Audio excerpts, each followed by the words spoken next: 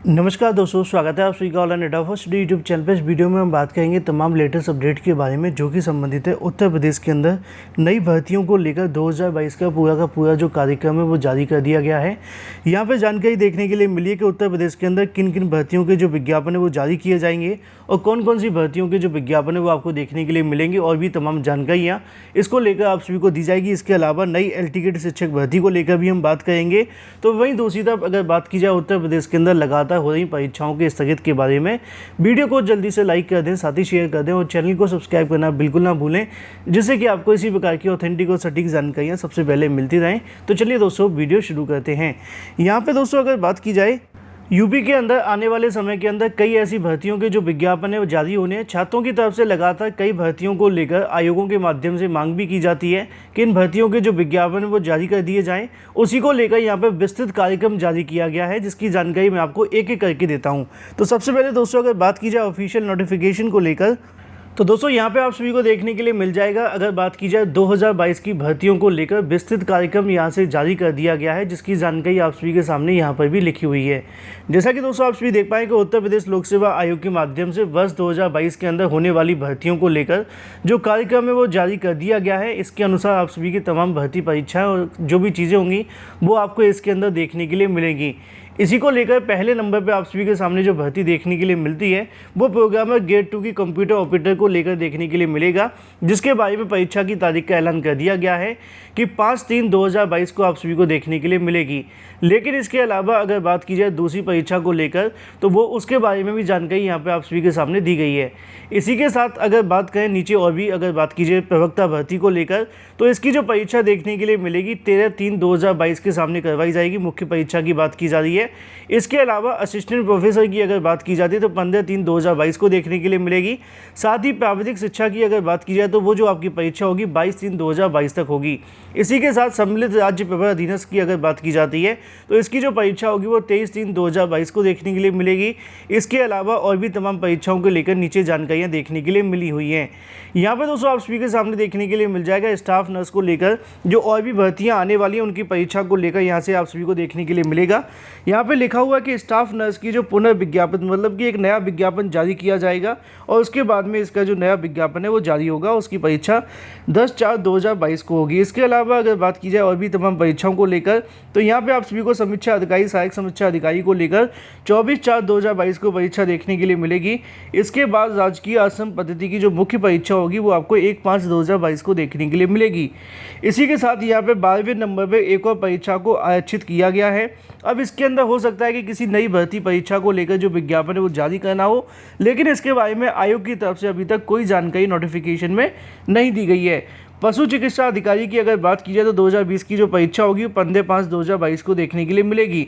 इसके अलावा 13-14वें नंबर पर आप सभी देखेंगे तो यहाँ पे एक और परीक्षा को लेकर जो शेड्यूल है वो यहाँ से रिजर्व कर लिया गया है। मतलब कि 22/5 को किसी भी भर्ती की परीक्षा करवाई जा सकती है या फिर किसी नई भर्ती का जो विज्ञापन जारी होगा उसकी भी परीक्षा हो सकती है। इसी को लेकर नीचे जानकारी देखने के लिए मिलेगी 18, 19 और 20 नंबर पर।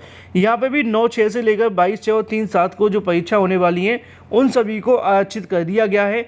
आयोग की तरफ से अभी तक ये नहीं बताया कि इनके ऊपर कौन सी भर्तियों की परीक्षा होंगी। इनके अंदर हो सकता है कि नई भर्तियों के जो विज्ञापन है वो जारी होंगे, क्योंकि उत्तर प्रदेश लोक सेवा आयोग के माध्यम से लगभग 7 से 8 नई भर्तियों के जो विज्ञापन है जारी होने हैं और उसी के आधार पर यहाँ से आगे की कार्यवाही शुरू होगी। तो ऐसे में नई भर्तियों के विज्ञापन को लेकर इन्हीं के अंदर आरक्षित जो सीटें रखी हुई हैं, माफ़ कीजिए आरक्षित जो आपकी तारीखें रखी गई हैं उन्हीं के अंदर आपको देखने के लिए मिलेंगी।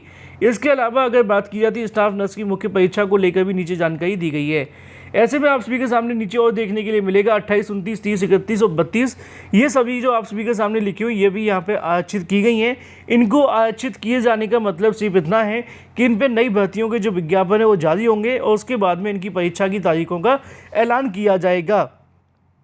लेकिन ऐसे में अगर बात की जाए सबसे ज़्यादा वेट करने वाली भर्ती जो कि उत्तर प्रदेश के अंदर एल टिकट शिक्षकों की भर्ती के विज्ञापन को लेकर है, क्योंकि उत्तर प्रदेश के अंदर काफ़ी लंबे समय से 9,000 पदों पर लगभग एल टिकट शिक्षकों की भर्ती का इंतजार किया जा रहा था। इसके बारे में अभ्यर्थियों के माध्यम से पूछा भी गया कि उत्तर प्रदेश लोक सेवा आयोग ने परीक्षा कैलेंडर जारी कर दिया है, लेकिन इस भर्ती के बारे में जानकारी इसके अंदर नहीं दी गई है। तो इसको लेकर जानकारी लेने का प्रयास किया गया। मैंने आपको पहले भी कई बार जानकारी दी थी कि उत्तर प्रदेश लोक सेवा आयोग के पास में नई एलटी गेट शिक्षक भर्ती को लेकर लगभग जो अध्याचन मिले हैं 1200 पदों के प्राप्त हुए हैं, जो कि पूरे तरीके से गलत हैं। पहली जानकारी तो मैंने आपको ये दी थी। दूसरी जानकारी यहाँ पे ये भी है कि लगभग पुरानी भर्ती के अनुसार देखें तो 3500 के समथिंग जो पद हैं वो पुरानी भर्ती के खाली हैं। 3500 इनको जोड़ दिया जाए, 1200 इनको जोड़ दिया जाए तो लगभग पदों की संख्या 4500 से ऊपर जाती है। लेकिन नई एलटी गेट शिक्षक भर्ती के अंदर अगर जिला विद्यालय निरीक्षकों के माध्यम से सही मायनों में अध्याचन भेजे जाएं तो पदों की संख्या लगभग 9000 पदों पर देखने के लिए मिलेगी। यही वजह है कि उत्तर प्रदेश लोक सेवा आयोग के माध्यम से नई एलटी गेट शिक्षक भर्ती को लेकर यहाँ पे कार्यक्रम के अंदर जानकारी नहीं दी गई है। लेकिन ये बात बिल्कुल सत्य है कि आगामी समय के अंदर लोक सेवा आयोग की तरफ से दोबारा से शिक्षा निदेशालय को कहा जाएगा कि वो रिक्त पदों के अध्याचन भेजें और उसके बाद में नई एलटी गेट शिक्षक भर्ती के विज्ञापन को लेकर कार्यक्रम नए सिरे से जारी होगा।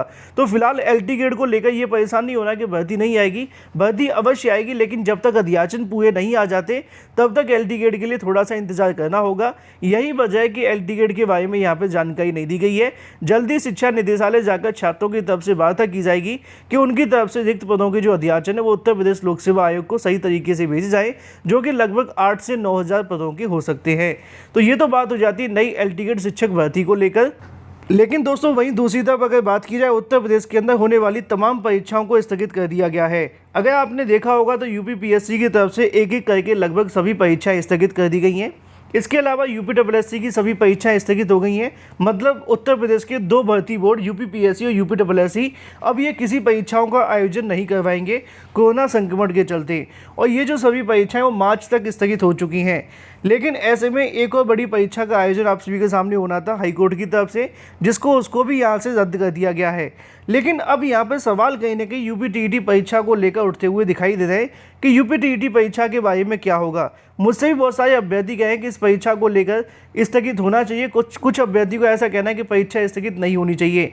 लेकिन यहाँ पे कहीं ना कहीं छात्रों की जो सबसे बड़ा सवाल है वो सेफ्टी का है, क्योंकि उत्तर प्रदेश के अंदर नई प्राथमिक शिक्षक भर्ती का विज्ञापन हाल फिलहाल में अभी आने की संभावना नहीं है। इसी वजह से छात्र चाहते हैं कि इस परीक्षा को आगे बढ़ा दिया जाए। लेकिन अगर बात की जाए पीएनपी के माध्यम से तो यहाँ पे उनकी तरफ से आज दोपहर को एक नोटिस भी जारी किया गया है, जिसमें उन्होंने बताया है कि यूपीटीईटी की जो परीक्षा है वो अपने निर्धारित समय पर होगी और अभी तक इस परीक्षा को लेकर कोई भी जानकारी सरकार के माध्यम से नहीं दी गई है। कई अधिकारियों से जानने का प्रयास भी किया गया यूपीटीईटी परीक्षा को लेकर, तो उनकी तरफ से ये कहा गया कि हमारी तरफ से ना तो परीक्षा को स्थगित किया जा सकता है और ना ही परीक्षा को आगे बढ़ाया जा सकता है। ये जो काम है कहीं ना कहीं वो शासन प्रशासन का है। अभी तक शासन की तरफ से यूपीटीईटी को लेकर कोई दिशा निर्देश हमें नहीं मिले हैं। यही वजह है कि उनकी तरफ से यूपीटीईटी परीक्षा को लेकर तैयारियां की जा रही हैं और वो चाहते हैं कि इस परीक्षा को 23 जनवरी को करवाया जाए।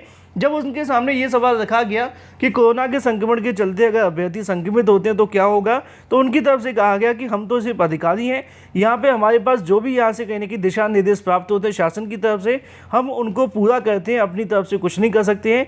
यही वजह है कि चाहे कोरोना का संक्रमण बढ़े या फिर कोरोना का विस्फोट हो, अधिकारियों का कहना है कि यूपीटीईटी की परीक्षा तो फिलहाल तय समय पर ही होगी, लेकिन अगर सरकार चाहे तो इस परीक्षा को आगे बढ़ा सकती है। लेकिन सरकार ने सभी परीक्षाओं को रद्द कर दिया है सिवाय यूपीटीईटी परीक्षा को लेकर। इसके पीछे मंशा सरकार की क्या है ये तो नहीं पता, लेकिन कहीं ना कहीं यूपीटीईटी परीक्षा छात्रों के लिए नुकसानदायक साबित होती हुई दिखाई दे रही है। फिलहाल आपकी क्या राय कमेंट करके बता सकते हैं। बाकी आप लोग अपनी प्रिपरेशन करते रहें, जो भी ऑथेंटिक अपडेट होगी इस चैनल के माध्यम से दे दी जाएगी। एक एक करके लगभग सभी परीक्षाएं स्थगित हो गई हैं। आप लोग चाहे तो ट्विटर के माध्यम से भी अपनी मांग उठा सकते हैं। So guys thank you for watching this video.